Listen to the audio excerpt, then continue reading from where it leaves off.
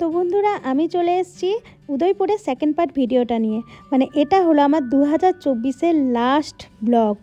তো তারপরে 2025-এ নতুন করে ব্লগ অনেক বানানোও হচ্ছে, তারপরে তোমাদের সাথে শেয়ারও করব।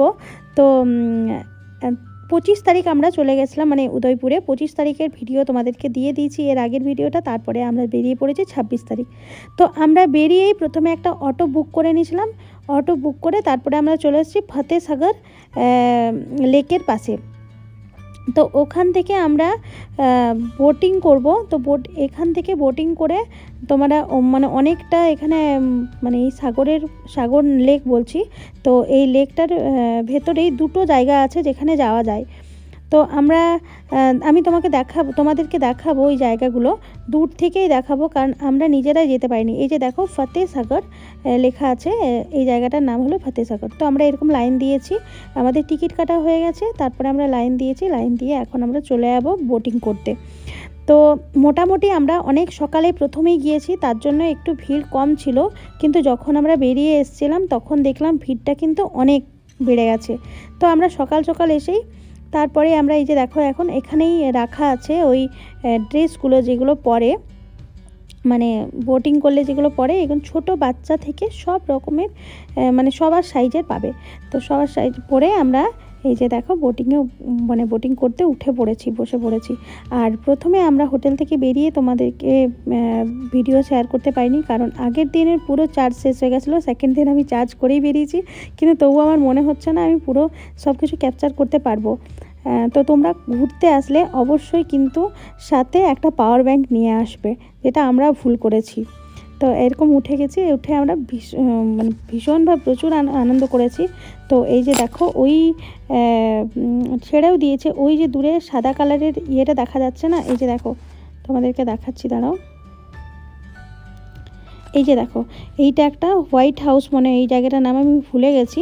তো এই জায়গাটায় যাওয়া যায় যখন মানে চলে, মানে এটা এখন বন্ধ আছে। তো যখন এটা চালু হবে, মানে চালুই আছে, কোনো কারণে হয়তো কাজের জন্য বন্ধ রেখেছে। তো আমরা ওই জন্যই যেতে পারিনি, মানে এই সময় বন্ধ ছিল। তো এই জায়গাটা না গেলে কিন্তু একটা উদয়পুরের খুব ইম্পর্টেন্ট জায়গা না ঘোরা হলো আমাদের। তো এটা আমাদের মিস হয়েছে। আর একটা ছিল, তো আমরা ওখানে বোটিং করেই তারপরে চলে এসেছি বন্ধুরা তাড়াহুড়ো করে। এখানেই সামনেই একটা অ্যাকোরিয়াম আছে। অ্যাকোরিয়ামটা এটা নাকি ইন্ডিয়ার সবথেকে বড় অ্যাকোরিয়াম। এবারে আমি বিগেস্ট অ্যাকোরিয়াম এটা দেখো লেখা আছে। হ্যাঁ, তো আমার ছেলে বললো ইন্ডিয়ার সবথেকে বড়, আমি এটা ঠিকমতো জানি না, হয়তো আমি ভুল হতে পারি। তো তারপরে এখানে আমরা কিছু ফটো শ্যুট করে আর তারপরে আমরা চলে যাব সাহেলি কি বাড়ি চলে যাব। তো এখানে অনেক সুন্দর জায়গাটা, তাই একটু ফটোশ্যুট করে নিলাম। ফটোশ্যুট করার পরে এই যে দেখো সাহেলিকা বাড়ির পাশে চলে এসেছি। তো তোমাদের দাদা এখানে ওই যে জল অ্যাকোরিয়ামের জল এখানে পাওয়া যায় 5 টাকা না 10 টাকা করে। তো ওখানে আমাদের খালি বোতল ছিল, বোতলে ভরতে চলে গেছে। আর এখানে মোটামুটি এটাও আমরা একটু সকালেই পৌঁছে গেছি, তাই একটু ভিড় কম ছিল, ফেরার পথে দেখলাম অনেকটাই ভিড়। তো চলো তোমাদের সাথে শেয়ার করি এখানে মানে কি মানে এটা কি জন্য, এটা হলো রানীদের স্নান করার একটা জায়গা। বিভিন্ন ধরনের জিনিস আছে এখানে, মানে স্নান আগে নাকি এখানে স্নান করতো রানীরা।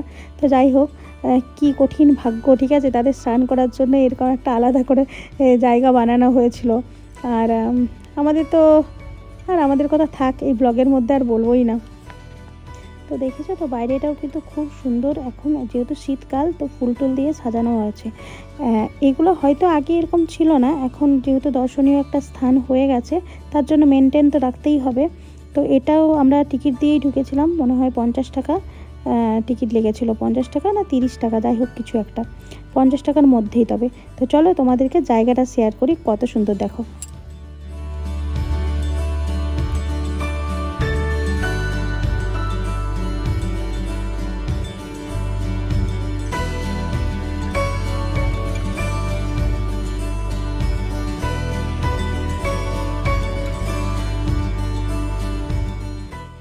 তারপরে আমরা সাহেলিকে বাড়ি থেকে বেরিয়ে এই পথ ধরে মানে এই রাস্তাটা ধরে রাস্তার পাশে আর একটা এরকম একটা ছোট্ট পার্ক ছিল, যেটা দেখতে খুব সুন্দর লাগছিল, তাই ভাবলাম তোমাদের সাথে শেয়ার করে নিই।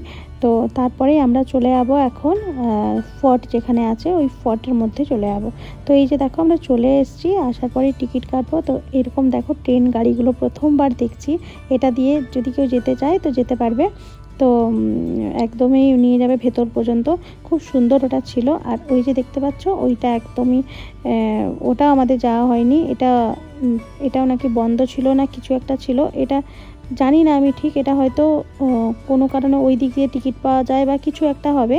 তো এইটাও আমাদের ভেতরে মানে এই জলের মধ্যে যেটা, সেটাও আমাদের যাওয়া হয়নি। অনেকে বলছে বন্ধ আছে, অনেকে বলছে চলছে, যাই হোক এটাও আমাদের একটা মিস হয়ে গেছে, দূর থেকেই দেখা হয়েছে। তো চলো, যেটা দেখে আমার একদম চোখ মুগ্ধ হয়ে গেছে সেটা হলো এই যে রাজার প্রাসাদটা। ওহ, কি যে সুন্দর, অপরূপ সুন্দর।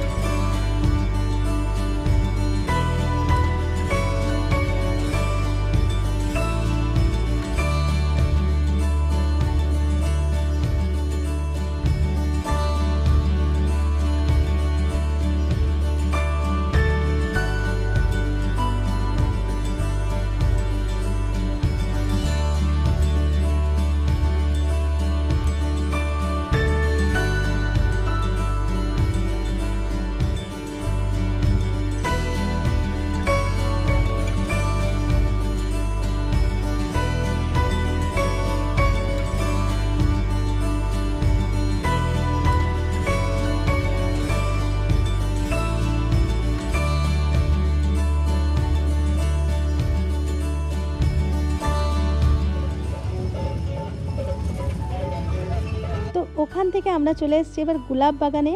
তো এখানে আমরা টয় ট্রেনে চাপবো আর এনজয় করব।